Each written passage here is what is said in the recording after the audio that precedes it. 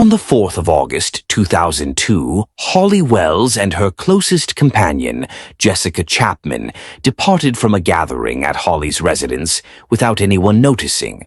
Their vanishing triggered an extensive search and captured the attention of the global community. Nevertheless, their tale concluded in sorrow and resulted in a suspect concealing himself in plain view. What truly transpired to the young Holly and Jessica? Was their disappearance deliberate or a spontaneous occurrence? Soham, a quaint market town nestled in the picturesque Cambridgeshire county of England, exudes charm amidst its lush farmlands and serene parks. This idyllic locale is perfect for family life, boasting delightful examples of traditional English architecture.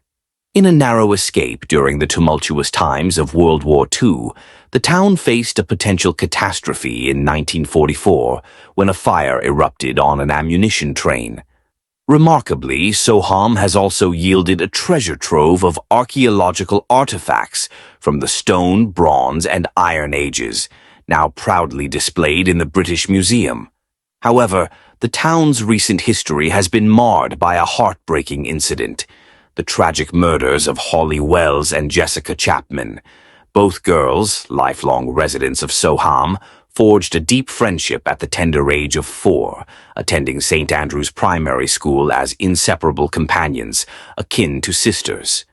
Holly Marie Wells, born on October 4, 1991, to Nicola and Kevin, was cherished by her family, including her younger brother Oliver, and was known for her delightful disposition. Jessica Amy A. Chapman, born to Leslie and Sharon on September 1, 1991, was a spirited child with 2 older sisters, Rebecca and Allison. Described as a tomboy with a zest for the outdoors, Jessica was actively engaged in sports and was a devoted fan of English football, particularly Manchester United and its star player, David Beckham. Both girls were recognized for their reliability and maturity. On the fateful afternoon of Sunday, August 4, 2002, Jessica set out to visit her friend, as Holly's family hosted a barbecue where Jessica was warmly invited. Their excitement to reunite was palpable, especially after Jessica's recent return from a holiday in Menorca, Spain. Upon Jessica's arrival at Holly's residence, she was pleasantly surprised to see their mutual friend Natalie Parr had also been invited. Natalie departed before the barbecue concluded, prompting Jessica and Holly to change into matching replica Manchester United t-shirts and black shorts. The duo then descended to join the family outside for the barbecue. Just before the 5 p.m. dinner, Holly's mother desired to capture a photo of the girls in their coordinated outfits. Following this, they sat down to dine with the other guests before engaging in games in Holly's room. As boredom crept in, the girls opted to stroll to a nearby vending machine at the local sports center to purchase sweets. Departing home at 6:15 p.m. without informing anyone of their whereabouts, they failed to return by 8 p.m. Nicola Wells, Holly's mother, frantically searched for the missing girls, enlisting the help of her husband Kevin and their guests to scour the streets and alleyways. Despite their efforts, Holly and Jessica remained elusive. With their curfew of 8:30 p.m. approaching, Nicola remained hopeful that the girls would return. However, as time passed with no sign of them, she contacted Jessica's mother, Sharon, at 8:45 p.m., only to discover they had not visited the Chapmans. Sharon and Leslie embarked on their own search, but to no avail. Eventually, both families resorted to involving the police, reporting the girls missing at 10 p.m. An immediate and thorough search was launched to locate the girls.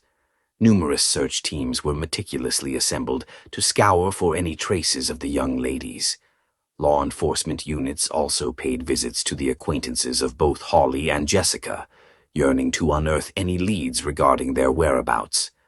Alas, no one had caught a glimpse of them, and their friends were unable to furnish the authorities with potential locations the girls might have ventured to without informing their guardians. As word swiftly spread across the town, a multitude of residents stepped forward to lend a hand in the search efforts. The police and volunteers proceeded towards the Soham village college, harboring hopes that the girls were merely concealed within the high school premises. The school caretaker, Ian Huntley, observed the police force and a sizable group of residents making their way towards the school grounds. He emerged and inquired about the commotion. Upon learning that the police were in search of the two girls named Holly and Jessica, Ian disclosed that he had encountered both girls earlier that same evening. Ian promptly unlocked the school gates to grant access to the search teams, while a handful of police officers paused to interrogate him. He recounted that he had been bathing his dog in the front yard when Holly and Jessica had paid a visit to speak with Maxine, his wife. Maxine, a teaching assistant at St. Andrew's Primary School, held a special place in the hearts of both Holly and Jessica. The girls expressed their concern for Maxine's health and inquired about her job application status. Ian informed them that she had not secured the permanent position. Before departing towards the library, both Holly and Jessica conveyed their apologies to Maxine for not landing the job. Despite the relentless search efforts throughout the night, there was no trace of the missing girls. The following day, on Monday, August 5, 2002, over 700 police officers and 500 volunteers congregated to intensify the search for Holly and Jessica. Operation Fincham was swiftly established as a task force, with a command center erected on the Soham Village College grounds. A sense of trepidation loomed over the community as they awaited news of the girls' whereabouts. The local community was abuzz with disbelief as many recognized the girls, unable to fathom that they had willingly chosen to run away. The Cambridgeshire police unveiled the final photograph of the girls, clad in identical Manchester United t-shirts, a poignant reminder of their youthful spirit. Detailed descriptions were disseminated to the media. Holly, with her fair complexion and flowing blonde locks, contrasted with Jessica, who boasted a sun-kissed tan and shoulder-length brown hair. Both girls were slender, white, and stood at approximately 4 feet 6 inches tall. At a press conference, the Wells and Chapman families addressed the public, emphasizing that Holly and Jessica were cautious by nature and unlikely to engage with strangers. In a determined search effort, police dive teams scoured nearby waters, while volunteers meticulously combed through the dense underbrush with sticks. A helicopter equipped with thermal imaging technology surveyed the town from above, and assistance was sought from the local U.S. Air Force base to aid in the aerial search. Many clung to the hope that the girls had merely embarked on a spontaneous adventure, too frightened to return home. In a heartfelt gesture, the police reached out to their idol, David Beckham, requesting a message of encouragement. He urged Holly and Jessica to return to their families, assuring them that they would face no repercussions. By Wednesday, August 7, 2002, the police had conducted an exhaustive 400 door-to-door interviews, halted over 700 vehicles for inspection, and received an overwhelming 2,500 phone calls. Yet new leads remained elusive. That evening, the community gathered for a candlelight vigil, united in prayer for the girls' safe return. On Thursday, August 8, 2002, the police held another press conference, revealing CCTV footage that had been obtained and broadcasted on national news. They also disclosed the existence of an eyewitness, Ian Huntley, who claimed to have seen the girls shortly before their disappearance. Intrigued, reporter Jeremy Thompson sought to interview Ian regarding his last encounter with the girls. In the absence of viable leads, the police found themselves at a critical juncture.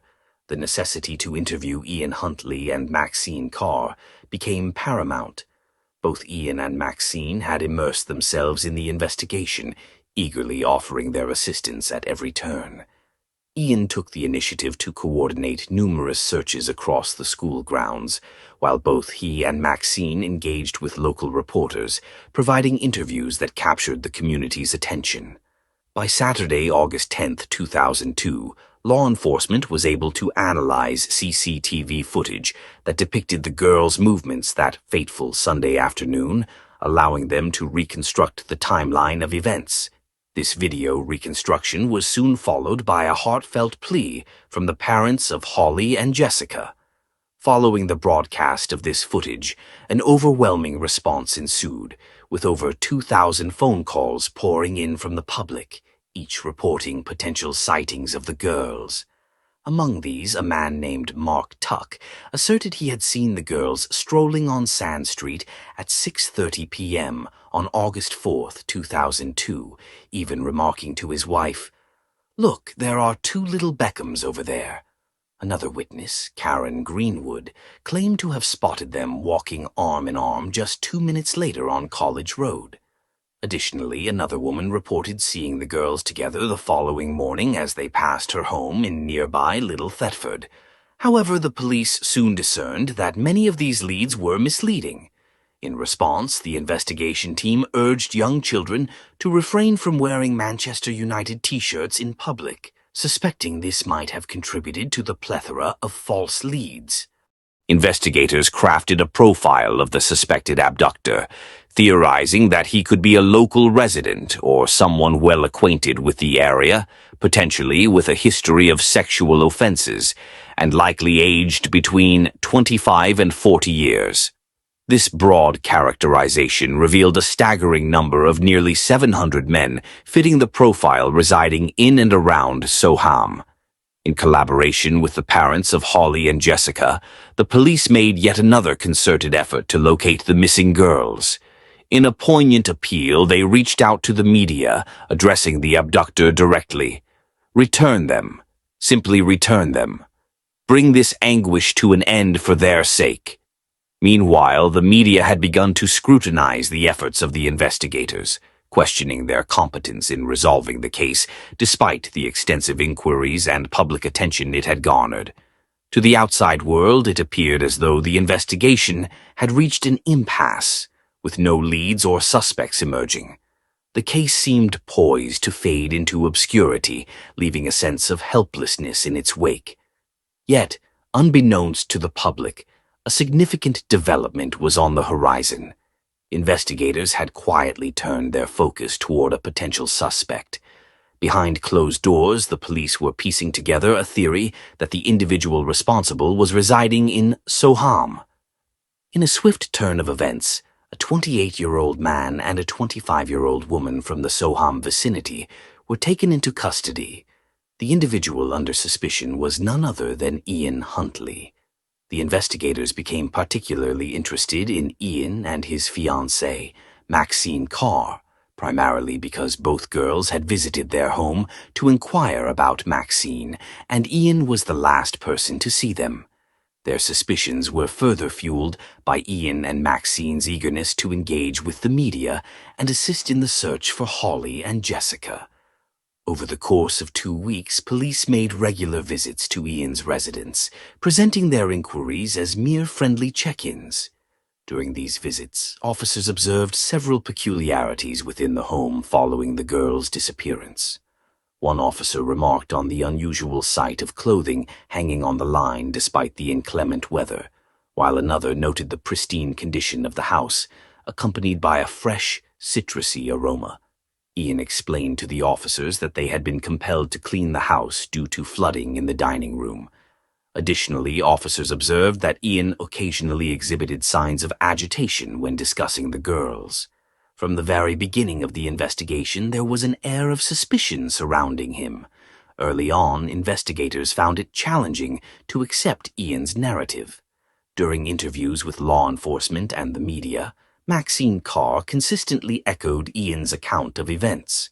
She steadfastly supported his alibi throughout the initial inquiry, maintaining her story as the police conducted thorough checks over a span of 2 weeks. Complicating matters just days after the girls' disappearance, tips began to surface suggesting that Maxine had fabricated her whereabouts that evening. A mere 2 days after the story gained national attention, a call came in from Marion Clift, a neighbor of Maxine's mother residing in Grimsby, Lincolnshire. Marion claimed to have witnessed Ian and Maxine peering into the trunk of a car on Tuesday, August 6, 2002. She described Ian as looking pale and unsteady, noting that he quickly shut the trunk upon realizing she was watching. In the days following the girl's disappearance, additional tips regarding Maxine emerged, with several locals asserting they had seen her in Grimsby that Sunday, appearing visibly intoxicated and hard to overlook. The police chose to keep this information under wraps, hoping to ensnare the suspects in their own deceit. It was imperative for investigators to maintain discretion. Any indication of suspicion towards Ian or Maxine could jeopardize their case. As the circumstantial evidence against the pair mounted, investigators resolved to scrutinize their primary suspects more closely. An initial examination of their backgrounds revealed no criminal records, but further inquiries and interviews with acquaintances of the couple began to unveil a more complex picture. Ian Huntley, born on January 31, 1974, was perceived as a solitary figure during his school years, often regarded as an oddity. He faced bullying and was seen as an average student by his educators, frequently forming friendships with girls slightly younger than himself. In June of the year 1994, he crossed paths with Claire Evans. Their union was sealed just 2 months later, in the month of August. However, the bliss was short-lived as Ian's temperament turned volatile shortly after the nuptials, leading to a series of abuses and assaults against his wife. The marriage crumbled under the weight of his actions, and as Claire attempted to break free, Ian resorted to emotionally manipulating her by pretending to be ill. The inevitable divorce followed, and Ian's descent into criminal activities targeting women began. Despite 3 reported cases to the authorities, none of the victims pressed charges. It wasn't until April of 1998 that he was arrested once more, this time on suspicion of assaulting an 18-year-old girl. Ian argued that the encounter was consensual, resulting in the charges being dismissed. The following month, another 18-year-old girl came forward with allegations of assault, leading to Ian's arrest and brief incarceration.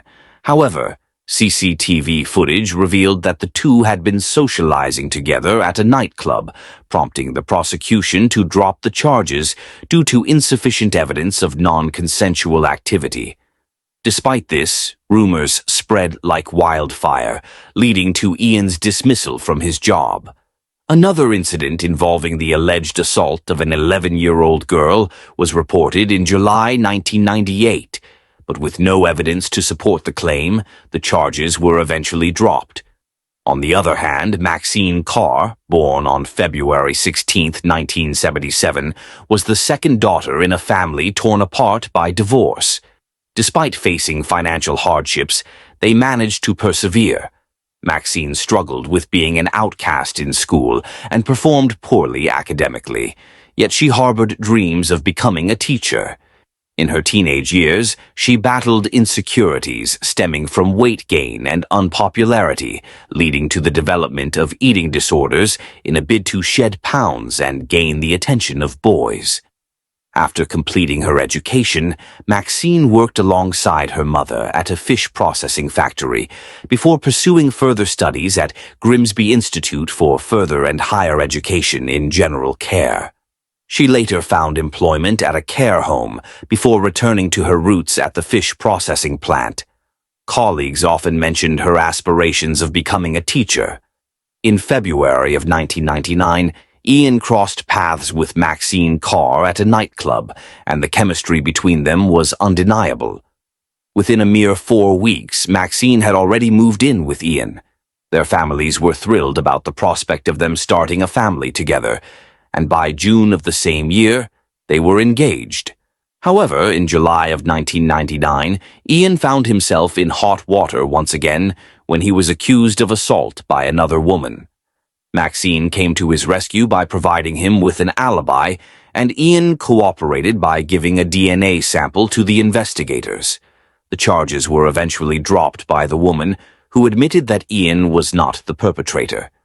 Despite the rocky start, everything seemed to be going smoothly for Maxine and Ian, with their love and happiness evident to the outside world. Yet, Ian's possessiveness and Maxine's dependency on his affection led to numerous affairs on both sides.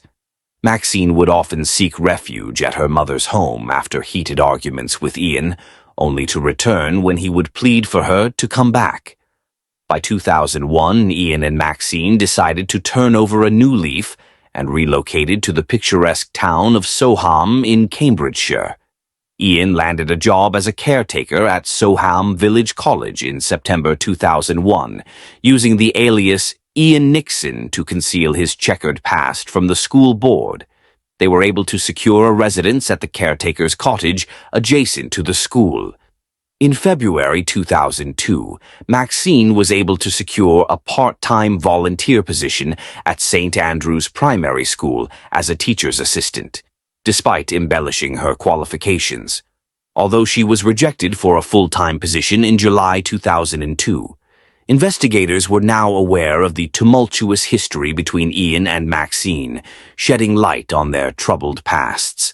The couple exhibited a penchant for recklessness in the face of significant challenges, a fact not lost on the authorities. Ian's history of sexual offenses and his troubling behavior towards younger girls only compounded the situation. Furthermore, Maxine's tendency to overlook Ian's transgressions and provide him with alibis during critical moments did little to bolster their defense. However, the evidence at hand was largely circumstantial, lacking any definitive proof linking Ian and Maxine to the tragic murders of the girls. The most substantial lead was the cell phone records of Jessica, which indicated her last known location near the couple's residence. Yet this alone was insufficient, as it could easily be argued that the girls were abducted after their interaction with Ian, a fact he openly acknowledged. In an effort to instill a sense of unease within the community, the police resorted to alternative strategies. They convened a town meeting at the College Hall on August 15, 2002, inviting all local residents to attend. The purpose was to unsettle Ian as they shared the details of their investigation, including a profile of the suspected abductor who might be lurking among them. Attendees were urged to remain vigilant and report any unusual behavior they might have observed that Sunday afternoon, fostering a culture of scrutiny among neighbors. Investigators hoped this tactic would yield results. On August 16, 2002, they returned to question Ian and Maxine once more. While they possessed a wealth of circumstantial evidence, it still fell short of establishing guilt. Their aim was to confront the couple with their latest findings, hoping to elicit a confession regarding the girls' disappearance. Although the couple had not been formally arrested, the police's suspicions loomed large. They were interviewed separately for an exhaustive 7 hours at 2 distinct locations outside Soham. Maxine was interrogated regarding the numerous tips suggesting she was spotted in Grimsby on the night of August 4, 2002. She vehemently denied these accusations and stuck to her original account. Ian, too, faced questioning and skillfully evaded leading inquiries, maintaining that his only intention was to assist in locating the missing girls. Subsequently, Ian was requested to provide his fingerprints and DNA samples at the station as part of the standard investigative procedure. Following this, both Ian and Maxine were released. Later that evening, at approximately 9:30 p.m., the police arranged for them to stay at a local motel under the guise of conducting a thorough search of their residence as a routine measure. Although the room was under surveillance, the couple refrained from making any incriminating statements. Meanwhile, investigators meticulously combed through Ian's residence on 5 College Close, which was impeccably tidy. After inspecting various drawers, they stumbled upon Ian's key set for the schoolyard premises. Their focus then shifted to scouring the school grounds, where they managed to unlock a locker that Ian had previously denied having access to. What the investigators were about to uncover would undoubtedly seal the fate of their prime suspect. Inside the locker, they stumbled upon a bin bag containing the charred remnants of 2 Manchester United t-shirts. It was evident that the girls had met a tragic and untimely demise. On August 17, 2002, at 4:30 a.m., both Ian and Maxine were apprehended for the abduction and murder of Holly Wells and Jessica Chapman. In the ensuing hours, a 28-year-old man and a 25-year-old woman found themselves in custody. Ian opted to remain silent and feigned mental instability to evade further questioning, resulting in his transfer to a mental health facility for psychological evaluation. Conversely, Maxine came clean about fabricating her alibi for August 4, 2002. She disclosed to the investigators that Ian had expressed concerns upon learning of the girl's disappearance, fearing he would be implicated. Ian purportedly informed Maxine that both young ladies had entered the residence and handled items before departing. Upon learning of their disappearance, he harbored the belief that law enforcement would pursue him due to his prior transgressions. Maxine professed that she had agreed to conceal the truth in order to shield Ian from persecution. Authorities chose not to disclose the evidence they had uncovered to Maxine, hoping she would voluntarily come forward with the truth. At precisely 12:30 p.m. on August 17, 2002, Keith Pryor, a 48-year-old gatekeeper, stumbled upon the lifeless bodies of two young girls lying side by side. The tragic discovery was made in a 5-foot-deep irrigation ditch near the perimeter fence of the RAF Lakenheath base in Suffolk.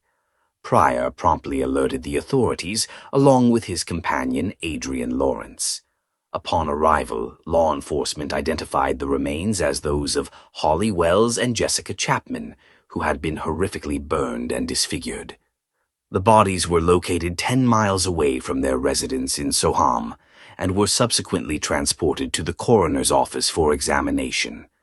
Forensic examiners speculated that the cause of death was likely asphyxiation, and the bodies had been concealed in an effort to conceal the crime. Tissue samples indicated that the girls had passed away approximately 2 weeks prior. Due to the extent of damage caused by the burning, DNA testing was necessary to confirm their identities. Both investigators and the coroner concluded that the girls had been slain elsewhere before being placed in the ditch, as evidenced by the absence of burn marks at the scene and the debris found on their bodies during the autopsy. Memorial services were held nationwide to express solidarity with the grieving family. Holly Wells was laid to rest on September 3, 2002, while Jessica Chapman was cremated on September 4, 2002.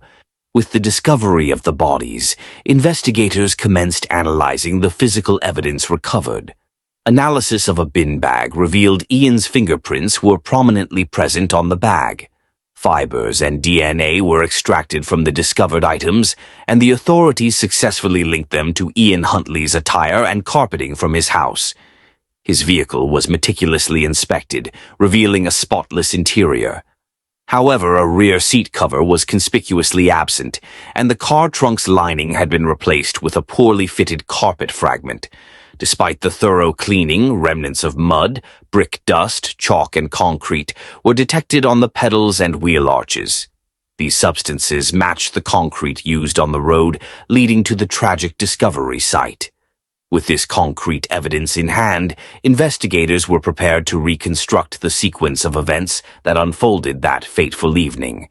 It is believed that after departing from the Wells residence, Holly and Jessica made a stop at the sports center before heading back to Holly's home. This theory is supported by CCTV footage obtained post their disappearance. Subsequently, they visited the residence of Ian Huntley and Maxine Carr, where they reportedly inquired about Maxine's job application. Investigators suspect that Ian enticed the girls into his home with malicious intentions, potentially for an assault.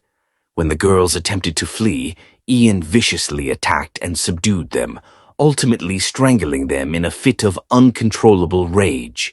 Following the heinous act, Ian tried to reach out to Maxine, but receiving no response, he decided to dispose of the girls' bodies. Stripping them of their clothing to hinder identification, Ian is believed to have incinerated the bodies at a secluded location before relocating them to the irrigation ditch near Lakenheath. leveraging his familiarity with the area from his plane-spotting hobby. Upon his return, he attempted to incinerate the garments, but the billowing smoke raised too much attention. Hastily, he extinguished the flames, stashed everything in a bin bag, and secured it in the school storage hangar. Following this, he meticulously cleansed the residence, eradicating any trace of evidence before indulging in a relaxing bath. Subsequently, he actively participated in diverting any suspicion. Over the next fortnight, he and his fiancée, Maxine, continued to feign innocence, maintaining the facade that they had merely sought to assist. The trial commenced on November 5, 2003, at the Old Bailey. Ian faced 2 charges of murder, while Maxine was accused of 2 counts of aiding an offender and 1 count of obstructing justice. The jury was presented with compelling evidence and circumstantial findings that led to the arrest of Ian Huntley and Maxine Carr. His criminal history was also brought to light, painting a portrait of a man with a motive to lure the 2 girls into his home. Ian also took the stand, defending himself by claiming that both girls had died accidentally. He alleged that he had attempted to aid Holly with a nosebleed and inadvertently caused her to fall into the bathtub, where she drowned after losing consciousness. As for Jessica, he stated that she began screaming, and in his panicked state, he unintentionally suffocated her while trying to silence her. When questioned about why he didn't contact emergency services, he expressed doubt that the police would believe him and chose to conceal their deaths instead. Maxine testified that she had supported Ian because she believed he was wrongly accused of a crime he did not commit, citing his prior offenses as the reason for the cover-up. She also stated that she would not have stood by Ian if she thought it was possible for him to have murdered the girls. The trial lasted nearly 6 weeks, and on December 17, 2003, Ian Huntley was convicted of the murders and sentenced to 2 life terms. He will be required to serve a minimum of 40 years in prison before being eligible for parole. Maxine Carr received a 3-year prison sentence for her involvement in the tragic murders. After serving 24 months, she was granted probation and released on May 14, 2004. To protect herself from potential vigilante retribution, she has since assumed a new identity. The residence at 5 College Close was officially razed on April 3, 2003. For the families of Holly and Jessica, the memories endure, casting a long shadow of sorrow as they ponder the futures that were cruelly snatched away. The loss of these 2 radiant souls remains a haunting reminder of a monster who should have been confined long before he ever arrived in Soham.